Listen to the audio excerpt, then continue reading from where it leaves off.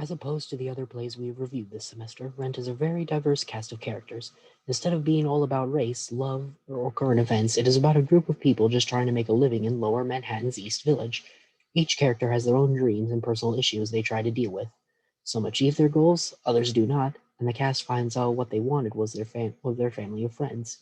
A few do not even get their happy ending as many musicals go, however. Two values represented in Rent are love and friendship. Throughout Rent, we see many friendships and love blossom. Roger and Mimi both develop a bond after learning they are both HIV positive and soon fall in love. A drag queen named Angel saved Collins after he was mugged and left in the colds. Also had HIV and bond before becoming romantically involved. The gang's friendship is tested as they fall apart from insecurity, loss, and anger. It was a roller coaster of emotions as the group broke apart from an argument after Angel's passing, and insecurity as well as insecurities with each other before coming together again when Mimi almost died cold and alone. My biggest question about the play is the title. Why was it called Rent when there's clearly more to the story than just paying the rent on time? Through further research, I believe the title is meant to be a symbol of the whole production's plot. Rent is not just about getting their bills paid to continue living in their apartments, but more about the symbolization of time. As time goes on, there were ups and downs in their lives.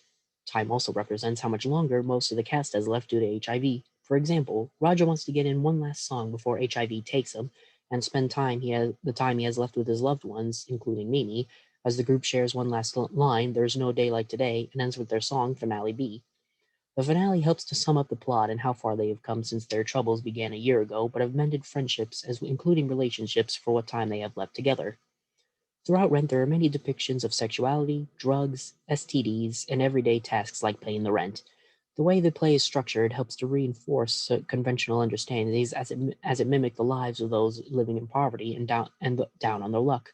This sort of scenario is all too real of those who struggle financially in the big city, as well as those who encounter drugs or sex in their lives. Some dreams are hard to achieve, and not all musicals have a happy setting. Rent is one of them, as we have share some laughs, drama, and heartbreak of friendships and lovers. One song I chose to analyze is Your Eyes. The song was to represent the love between Roger and Mimi, the journey they have taken together in the course of a year as they each had their own losses before they meet once more on Christmas Eve. E- Each of them have had a rough year, and Roger was having trouble trying to express how much Mimi means to him despite the limited time they both have.